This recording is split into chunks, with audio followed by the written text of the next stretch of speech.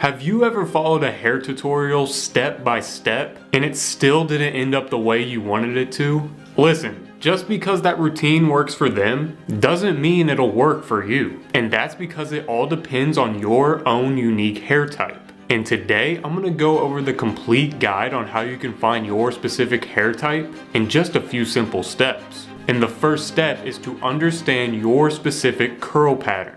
A 2017 study about the biology and genetics of curly hair looked at 6,630 populations mixed with South American, European, Native American, and African ancestry, and the genome-wide searches uncovered evidence that showed that developmental genes are involved in shaping your hair curls. This basically means that there is a gene inside of you that determines how straight or curly your hair is. But it's not that simple. It gets even more complex. As you can see here, there are 4 different hair types. We have straight, wavy, curly, and kinky hair. Then there are different subtypes based on how loose or tight your curls are. Straight hair is the easiest, and this is just type 1. It's either straight or it's not.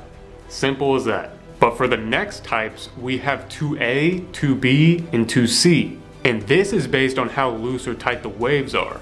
Now on to group 3 hair. We have 3A, 3B, and 3C. And here on 3C is when your hair starts to get a little bit coily. Now on to group 4, you have 4A, 4B, and 4C. And 4C is the tightest coils possible. But this chart isn't the end all be all. There can actually be a combination of hair types. But following this is an amazing starting point for finding your specific curl pattern. Now I want you guys to do something called the at-home curl test. So next time you wash or condition your hair, just let it air dry. This means no towel drying, no heat tools, nothing. And once it gets completely dry, you'll easily be able to find out what curl pattern your hair falls under. And keep in mind, the longer your hair is, the more loose your curls will get because the weight of your hair will just weigh it down. Now on to the second step, and you now need to know your hair's porosity. Hair porosity is your hair shaft's ability to absorb and retain moisture.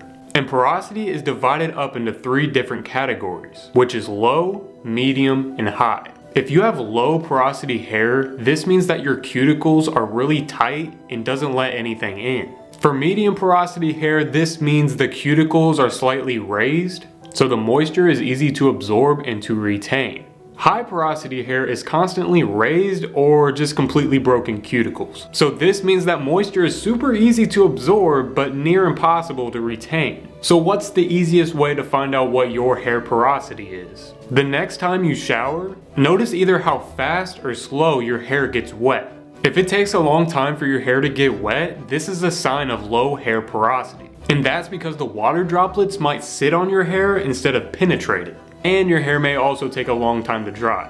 Most people with low hair porosity will usually find themselves waiting about 2 hours for their hair to completely dry. Now on the opposite side, if you have very high hair porosity, your hair will get wet really fast and dry really fast. It'll usually only take about 30 minutes for it to dry. So you might tend to have more frizzy, fried, or damaged hair that's more open to breakage. But there are many other causes of frizz. So high porosity hair could be genetic, but I'd say it's most likely just the way you're taking care of your hair. If you're constantly blow drying your hair every day without a heat protectant, or using a lot of products that have a bunch of chemicals, this will 100% lead to damaged hair. A 2008 study from the Journal of Cosmetic Science shows that high porosity hair is directly linked to UV damage and chemical treatments. So if you don't experience any of these things, consider yourself lucky because you're most likely there in the middle with medium hair porosity. Now on to the third step, and that's figuring out your hair texture. Let's say you take one individual strand of your hair. You'll either have coarse, medium, or fine hair. And so with this one hair strand, you're gonna wanna put it between your fingers, rub your fingers together, and just see what you feel.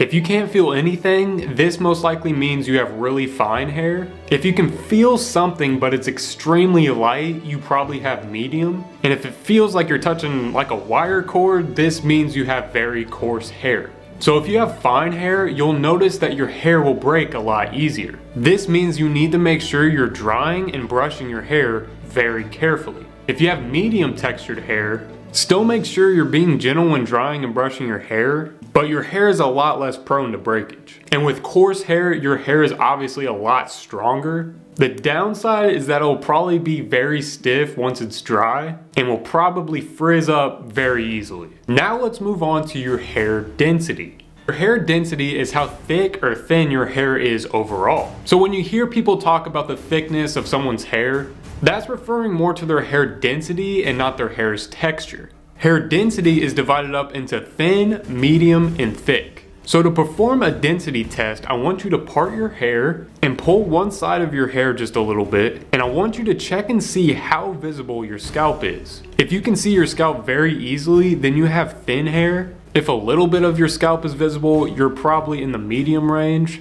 And if you can't see it at all, you have thick density hair. Now onto the final step that you need to know, and that is knowing your scalp's moisture level. Your scalp moisture levels is just how dry or oily your scalp is based on your natural sebum production. And this can be several different factors like overwashing or just genetics. There are 4 different types of scalp moisture levels. You can have balanced, dry, oily, or combination. And a question I want you guys to think about is whether or not your face is dry or oily, because this can be a good indicator of your scalp oil level as well. If you have balanced hair, your hair probably gets dry after 3 or 4 days of not washing it. If you have a dry scalp, your scalp could dry up within 24 hours and can be very itchy or flaky. And if your hair gets very oily within just a day of washing, you probably have an oily moisture level. And then combination hair is when your hair is oily but the ends of your hair are dry. So now you know your hair's curl pattern, porosity,